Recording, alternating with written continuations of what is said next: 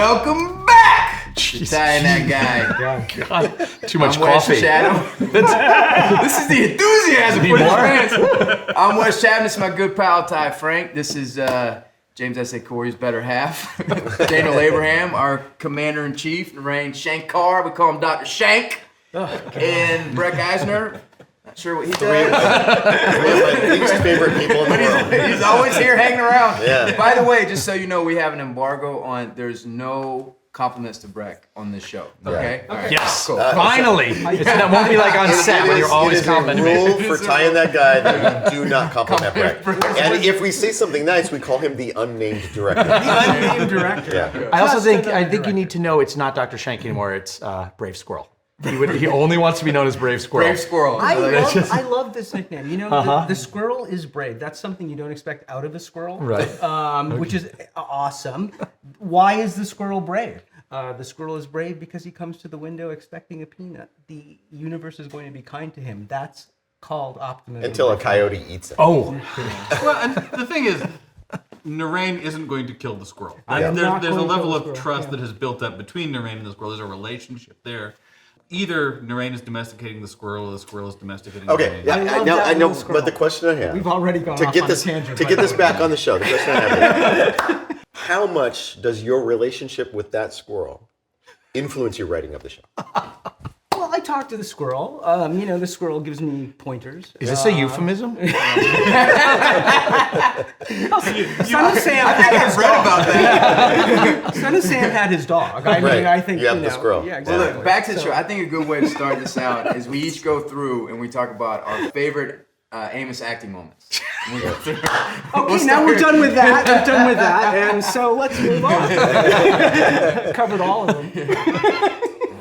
So 601, 601. written by Dr. Shank, Brave Squirrel. Brave squirrel. directed by The unknown. the unnamed director. Breckenridge. The thing that Wes and I were talking about before you guys got here and ruined this is It was growing great. the challenge that we had this year that we've never had before was we shot the first and last episode at the same time. And from a writing side, that's challenging because normally we have the most time to finish the last script. So you really get to polish that last one. You really get to work on it for a while. We had to have it done, ready to prep before the first day of shooting. And that was a little challenging on the writing side, but on the directing side, that had to be a little tough too, doing the Yeah. first and last at the same time. I mean, yeah, the hardest part was the fact that the script was terrible. Yeah, it was. Because you didn't have time to do it. So, Yeah. It was pretty rough. yeah, that well, sucks. because you had Daniel and I and Naren all working on it. yeah. Oh. Yeah, that's, yeah. No, it was. It's like a lowest common denominator thing. Yeah. We like to go down, bring each other down. Yeah. Yeah, I was nervous about it, to be honest. Like, because the way we shoot is, as we all know, but the viewer might not, we block shoot. So if we're shooting on the Rossi, we'll film the stuff from episode 1 on the same day we might shoot scenes from episode 6. And the journey and the actors have gone through a massive, as these seasons have, these massive journeys you guys go through from episode 1 to whatever the last episode is. And you have to switch quickly from, okay, I'm at the beginning of this to whatever my character's situation is. I might be in the same chair, talking to the same people, in the same wardrobe is the reality of this show, with the same lighting and all the, but the character dynamic is completely Yeah, the different. emotional context. It's a challenge. It's for the actors. How many scripts did we give you at that point? Because I know we almost had the whole season, but how many did you guys actually No, run? we had I think we had 1 and 2, and then we got the last one. Okay, And we were going right. into Yeah. shooting. Right, we were And still so, working on 3, 4, and 5. I remember calling you like I do late at night. But anyway, no, but I remember calling you and being like, Ray, so what happened here? And trying to feel in the middle of the thing going forward as we do this. What I'm remembering now is the whole Amos Bobby thing, because that had not been worked out. Yeah. We had actually not gotten that stuff sort of where we We wanted were still figuring it and out. it was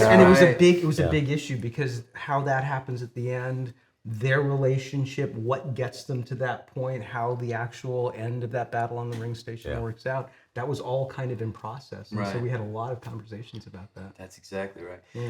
Now, I just wanted to take a step back. When we know that we're going forward with season 6, and you sit down and you're creating this show, season 6 specifically, what was important for you to hit? What was important for you to communicate?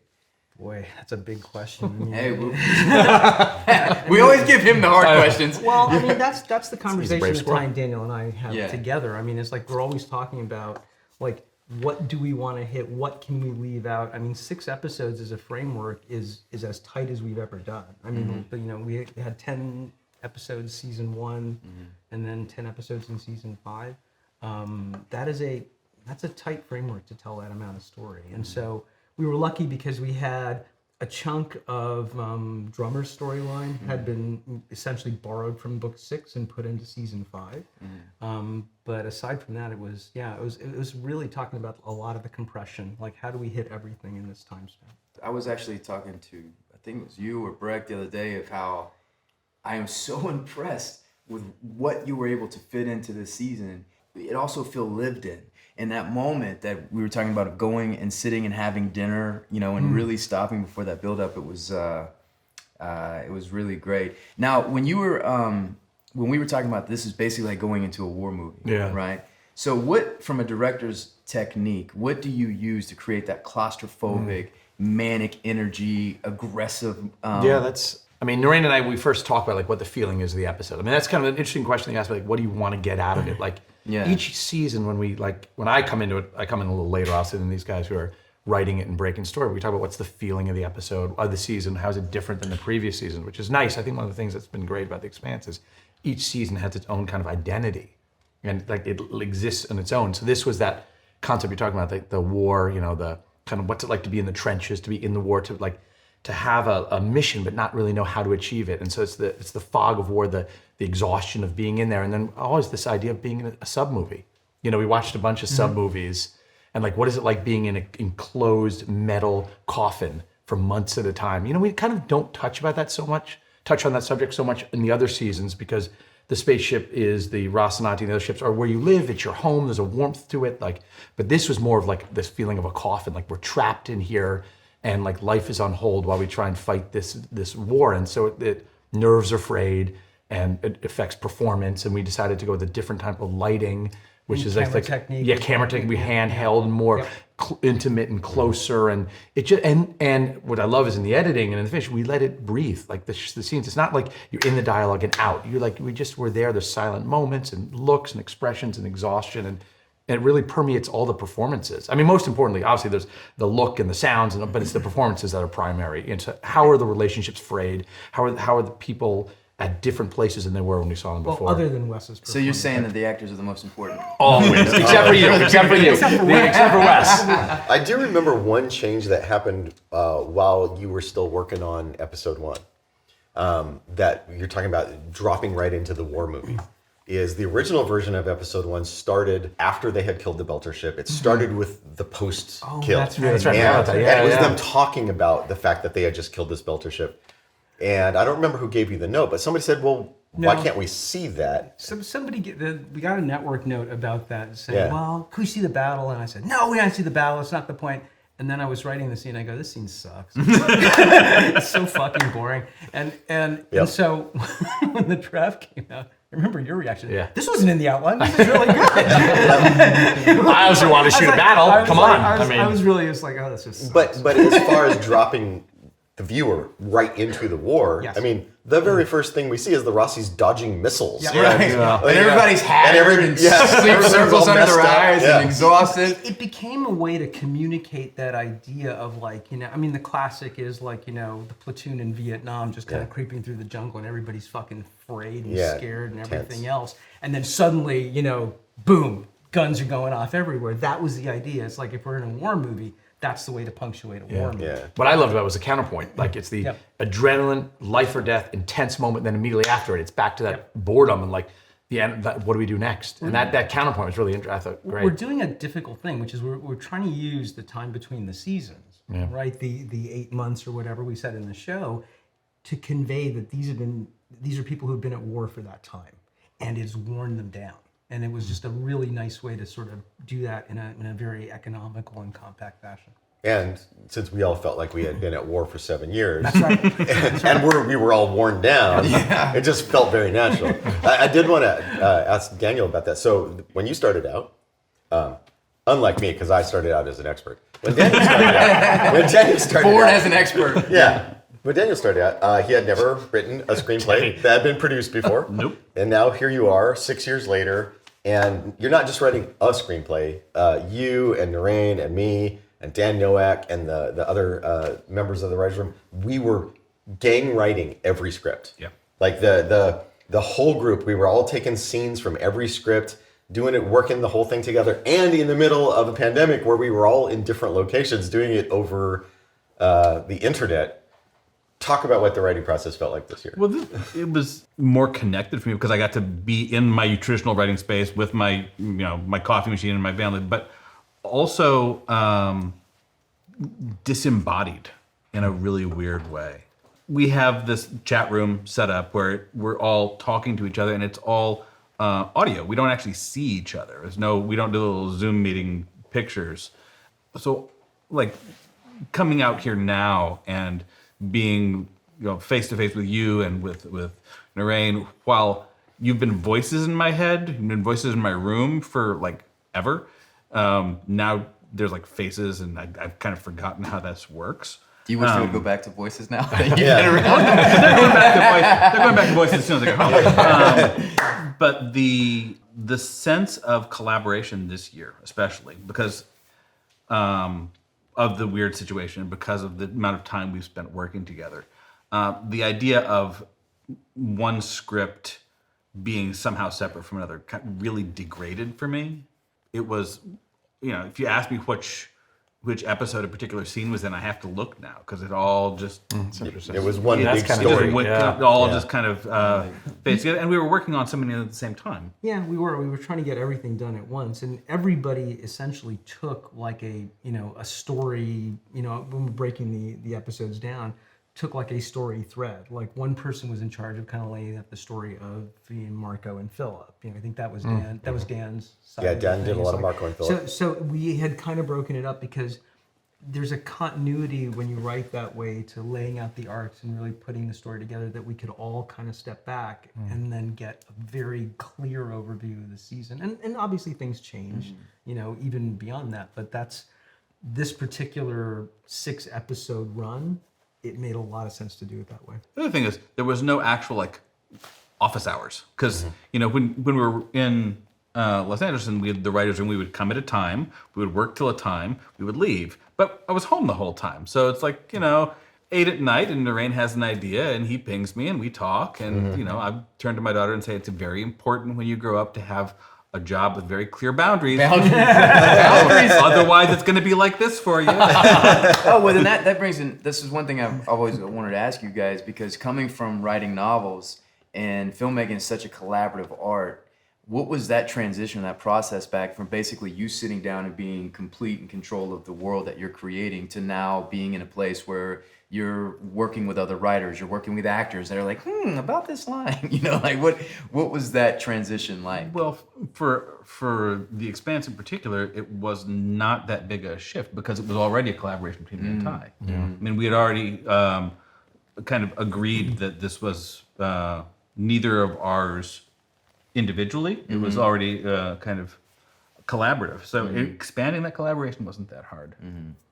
Going from writing my own stuff that's just mine to the collaboration. This isn't actually the first collaboration I've done either. So I have some experience writing novels that way, writing short stories that way.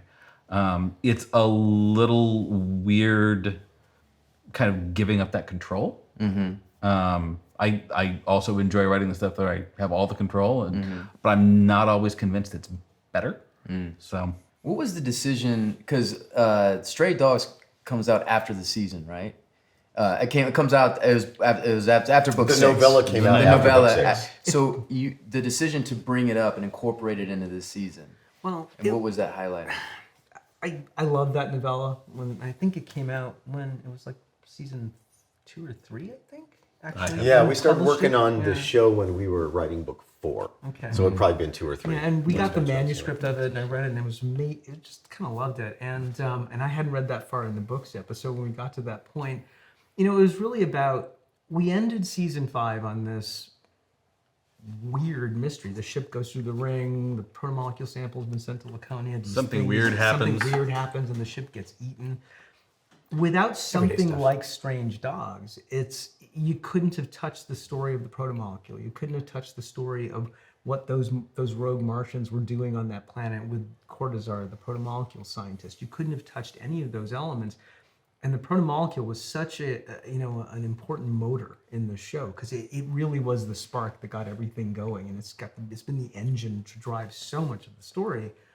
We felt we had to address it, and it also explains like Marco's alliance with the Martians, how he got those ships, what he paid for them, and what they were getting out of it as well. And we couldn't just leave that hanging. And so it was a great way to sort of give an explanation, but also have this kind of beautiful little vignette that goes across the season, which is a nice visual signature in a different environment. It had a lot of pluses, and I really loved the novella. It was just easy to shoot. Oh, so easy. So easy. And so cheap. Children. Oh my children. Talk a little bit CGI more animals. Talk about fake the set. forest. I mean, the crazy thing is, so it's Toronto, it's winter, winter. at night with children. So We don't obviously- want to kill children Right. by putting them out in the actual And we've forest. almost killed Wes in It's season unethical 5. It was so and time cold. consuming. But now we know there's a pet cemetery on Laconia. You just go bury me and we're good. That's where the dogs are going. I was like, wait a minute. No, but we built the entire forest on one of our stages.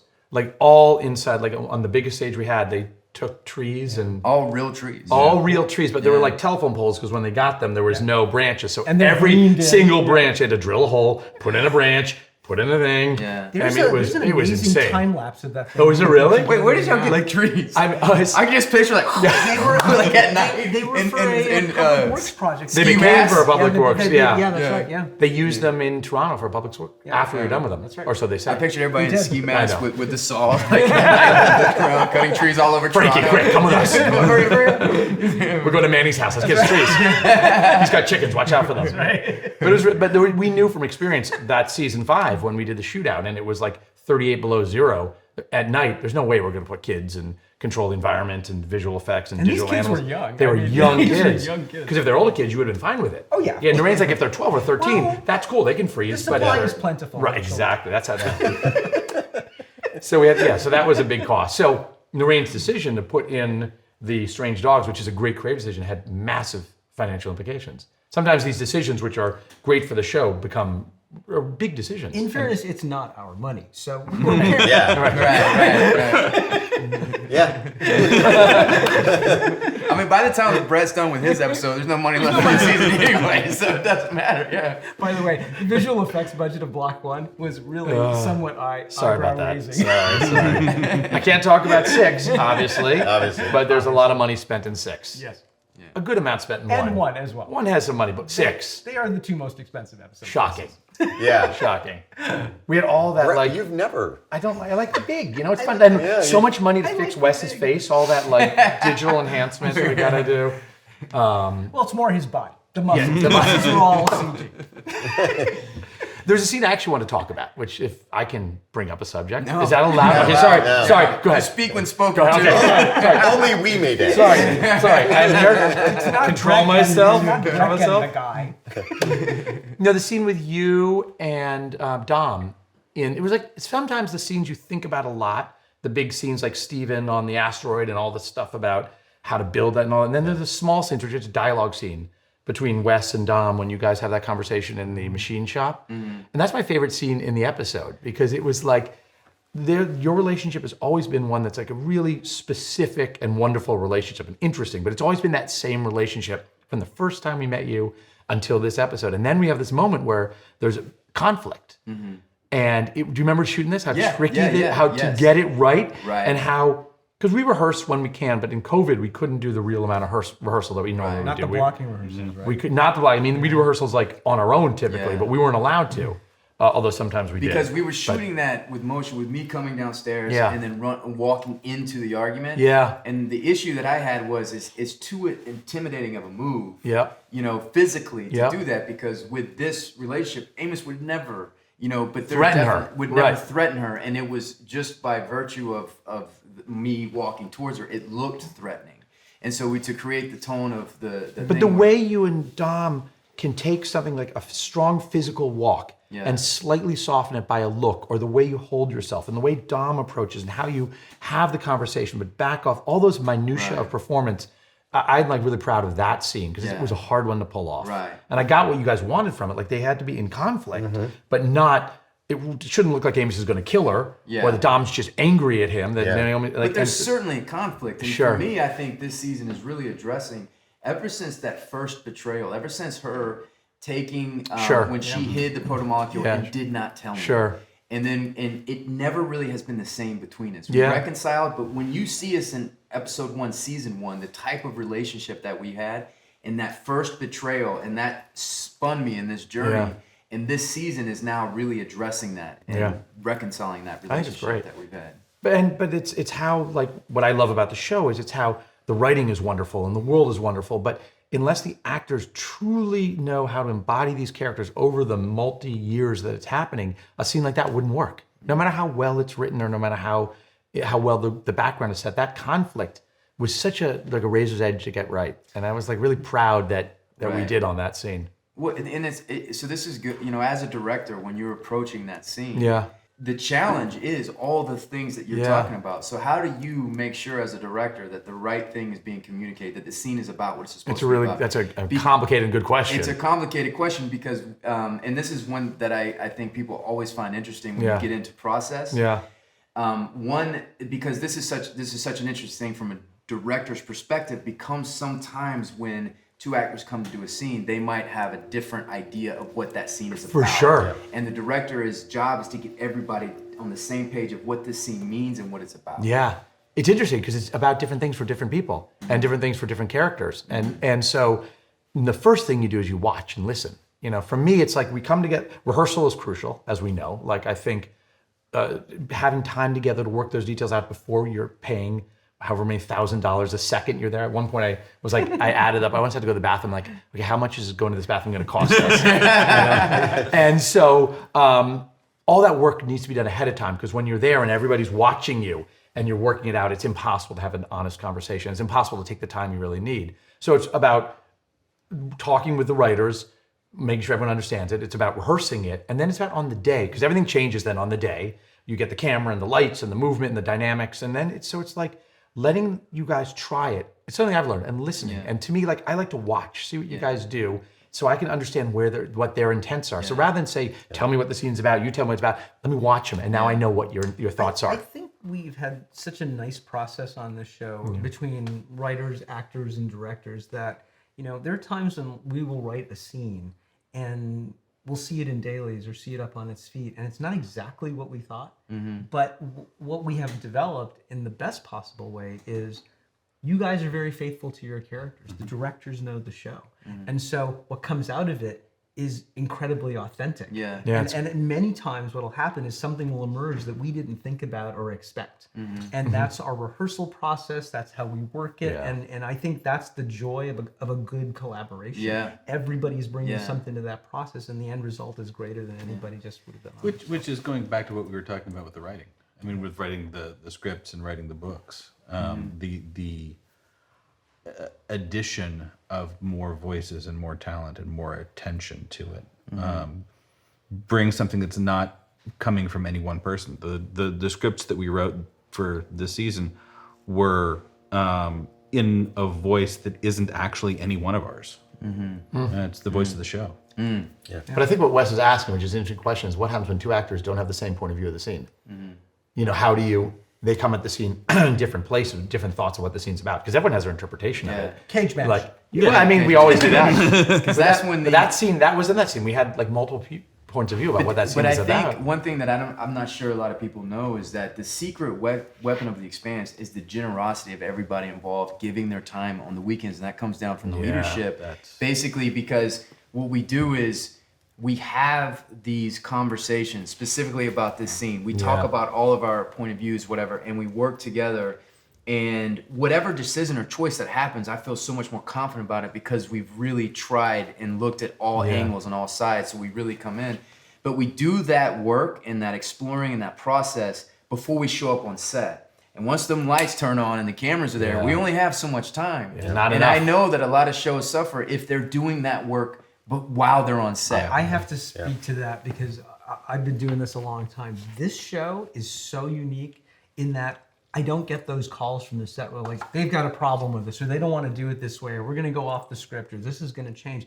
We have had all those conversations before. I can't actually recall a time when there was like a significant, a line here or a line there, that kind of thing changes, but not where you're like talking about the meaning of a scene or how to play something or. Well, you don't forget all the times I called it when Wes wouldn't come out of the trailer. Yeah. Well, that's There's a true. lot But that of was those, about but my that's- coffee. That had nothing to do with the scene. It's interesting that you talk about generosity because this conversation is also making me think about my experience in season 1, which informs all of this.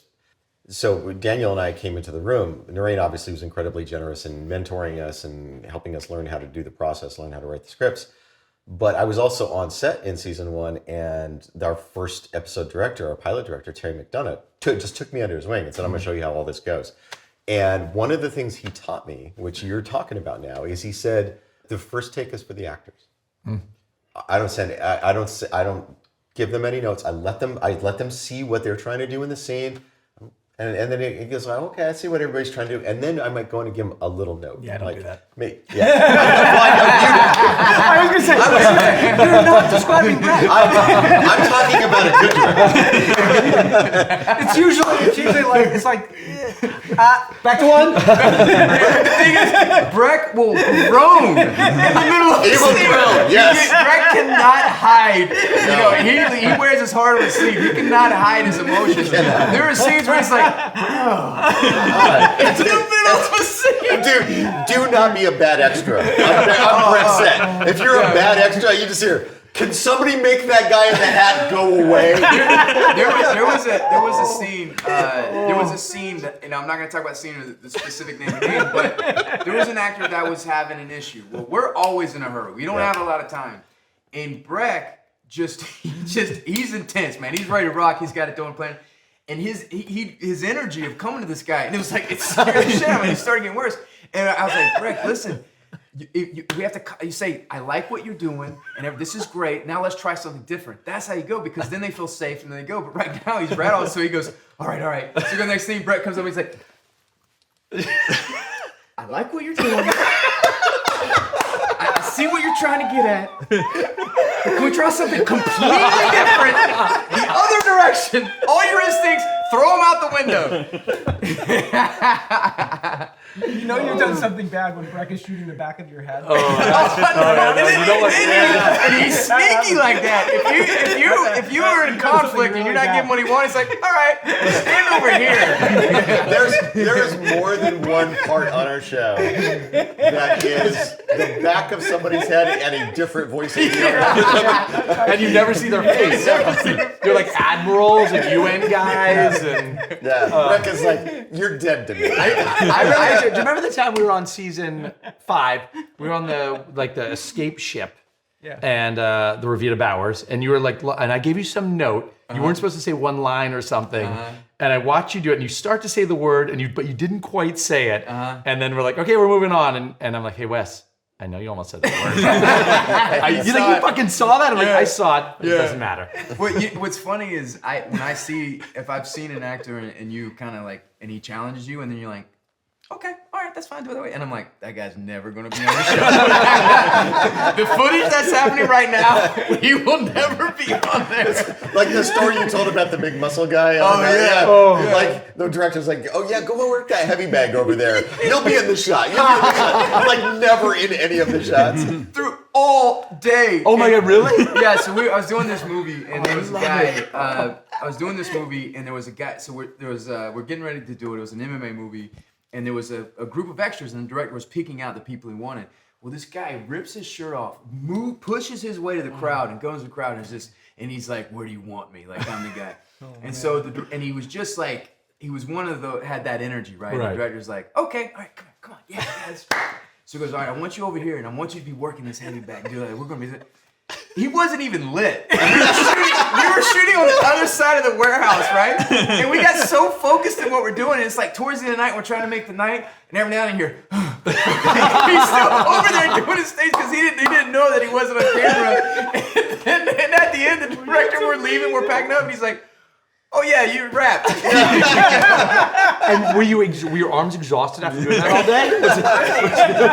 day? Moral of the story is, don't make the director mad. They have complete control over what they're shooting. I watched a director on a Friday night at like 3 a.m. send everyone else home and keep one actor and make him shoot another hour of horrible stuff because that actor had pissed him off. Oh, not me. That was not me. I wouldn't do that. I remember that. No I names. remember that story. No names.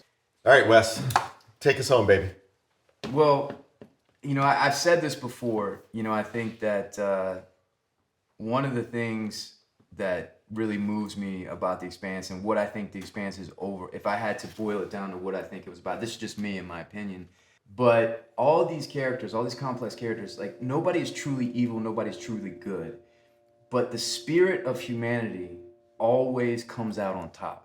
And so I think for this final season and the whole message of The Expanse is one of hope to me. It gives me hope. And it gives me hope in our humanity. It gives me hope in our societies.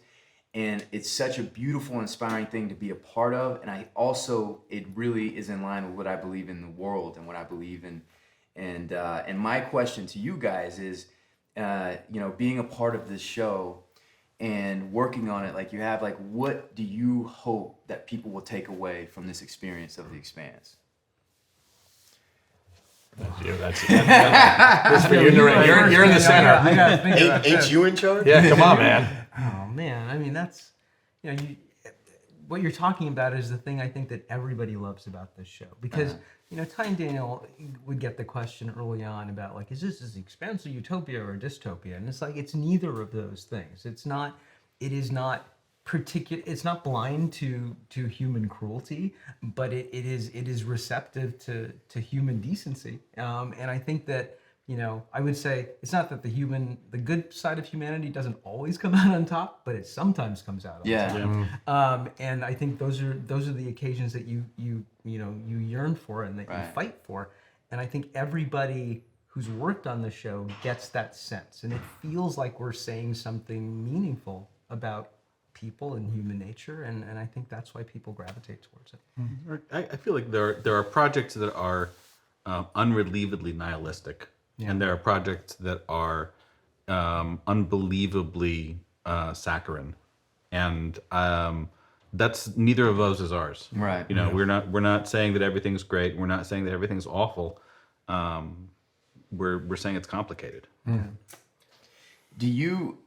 And one thing that this is something that you guys have been. The Expanse has been such a major part of your life for so long, and you guys, you still have 2 more books to go in the series.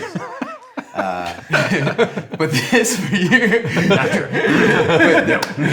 but this for you, now that you've been a part of this show. So we like actors come on, directors come on. We do we work. We kind of part of it occupies our time. Then we go and we do something else. This is something that you've been a part of. You've been working on every day for 7-8 years.